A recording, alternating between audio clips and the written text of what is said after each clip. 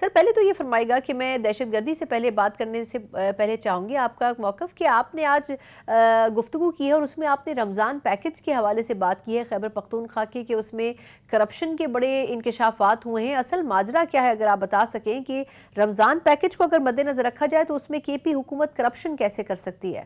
بسم اللہ الرحمن الرحیم. بہت شکریہ سنا میری بہن. بات ایسی ہے کہ یہ ہم بات کرتے ہوتے ہیں نا، کچھ لوگ جو تبدیلی کو دور سے بیٹھ کر اس کی تعریفیں کرتے ہیں اور زمین اور آسمان کی کلابیں ملا دیتے ہیں. ہم اس تبدیلی کو یہاں پر آن گراؤنڈ ہم اس کو فیس کرتے ہیں.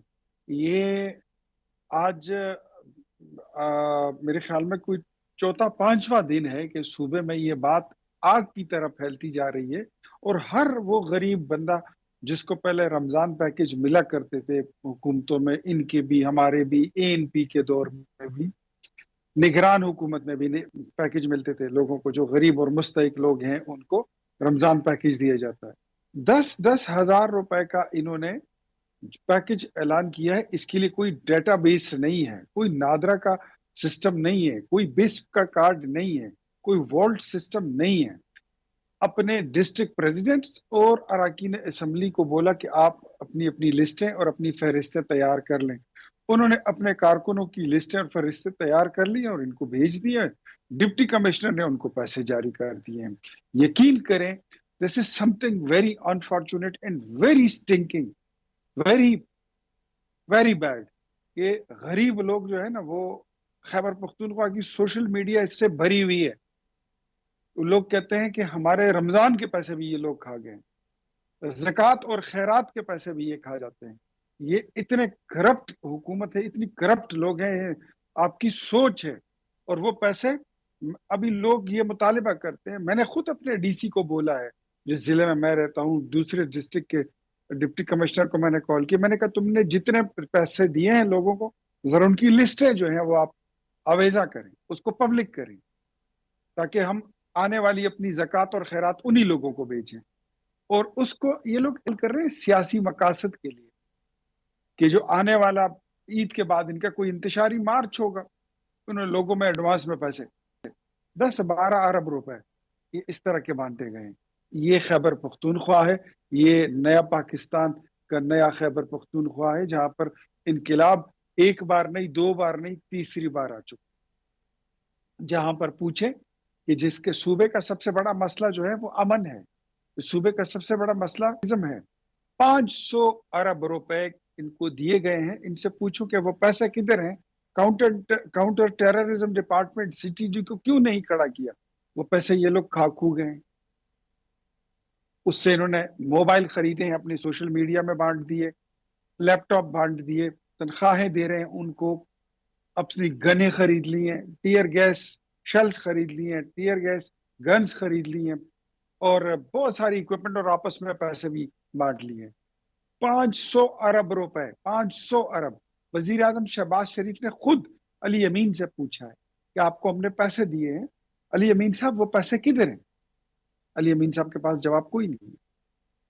ہم ایسے صوبے میں رہتے ہیں جہاں پر لوگ خیرات کھا جاتے ہیں، حکمران خیرات کھا جاتے ہیں، زکوٰۃ کھا جاتے ہیں، رمضان کے مستحق لوگوں کا پیکج کھا جاتے ہیں. سر اب یہ فرمائے گا کہ خیبر پختونخوا میں جو امن و امان کی صورتحال ہے وہ کسی حد تک بگڑ چکی ہے، بلکہ خاصی خراب ہو چکی ہے. آپ یہ فرمائے گا کہ زمینی حقائق کیا ہیں کہ دہشت گردی کے خلاف اس وقت جو ایلیمنٹ ہے خیبر پختونخوا میں، اس سے نمٹا کیسے جا سکتا ہے، اور کہاں پر کے پی گورنمنٹ آپ کو کمزور نظر آتی ہے؟ کے پی گورنمنٹ جو ہے وہ علی امین کی گنڈا پوری حکومت، آپ جو ہے نا، وہ بہادری کے کسی بھی زاویے اور کسی بھی لیول پہ نہیں کھڑی. وہ جو انہوں نے سٹیٹمنٹ دی ہے نا، وہ سب سے بڑی بزدل سٹیٹمنٹ ہے. جب وہ کہتے ہیں نا کہ افغانستان نے امریکہ کو شکست دیا، ایک بار دیا، دوسری بار دیا، سوویت یونین کو شکست دیا، ہم کیسے ان سے لڑ سکتے ہیں؟ بزدل آدمی، ہم کب ان سے لڑنا چاہتے ہیں؟ ہم جنگ ان سے تو نہیں کرنا چاہتے ہیں. ہم تو صرف افغانستان سے یہ کہنا چاہتے ہیں کہ اس بات کو انشور کرائیں کہ آپ کی سرزمین ہماری سرزمین کے خلاف استعمال ہو. اتنی بھی بات نہیں کر سکتے. اتنی بڑی مونچھیں، اتنے بڑے بال، اتنا بڑا 6 فٹ کا پلس قد، اور اتنی چھوٹی بات. ہم تو बहैसियत बासी और resident of Khyber Pakhtunkhwa we are standing in the middle of nowhere. हमें तो पता ही नहीं हम कहाँ खड़े हैं। हमारी हुकूमत तीसरी बार असेंबली ऐसे लोगों के हाथ में दे दी गई है कि जो निज़ाम रियासत, निज़ाम हुकूमत, तहफ़्फ़ुज़, public, border, social norms, nuisance values, ऐसी चीजों से वो बिल्कुल नाबलद लोग हैं। उनको पता ही नहीं है कि वो क्या कर रहे हैं। बस अपना टाइम पूरा करना है, पैसे लेने हैं। इससे अंदाजा लगा लें कि ये लोग खुद चाहते हैं कि टेररिस्ट तंजीम जो भी हो उसके साथ इनका लिएज़ॉन और इनके ताल्लुकात इतने अच्छे हों कि इनको कोई नुकसान ना पहुंचाएं, बाकी सारे पॉलिटिकल लोगों को, सारी पार्टियों को वो कत्ल करें।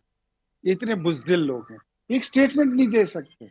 अभी आप पूछेंगे कि क्या मेरी ये बात जो है ये दुरुस्त है या इसकी तस्दीक क्या है।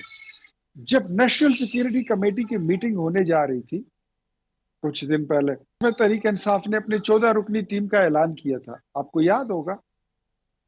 और सुबह ऐलान कर दिया या रात को कह दिया कि हम तो नहीं जा रहे हैं। इनको थ्रेट आ गई थी कि तुम जाओ तो सही, तुम्हारी हम लाते तोड़ देंगे। और ये इतने बुजदिल हैं कि ये वजह अपने इत्तेहादी, जो इनके इत्तेहादी हैं नहीं, मौलाना फजल रहमान को भी नहीं बता सकते थे कि हम किस वजह से नेशनल सिक्योरिटी कमेटी की मीटिंग में नहीं जा रहे। ये इतने बुजदिल लोग हैं। तो आप अंदाजा करें कि ऐसे हाथों में हो खैबर पख्तूनख्वा की 4.25 करोड़ अवाम की जिंदगियां, तो वो कितने महफूज हैं और वो कहाँ खड़े।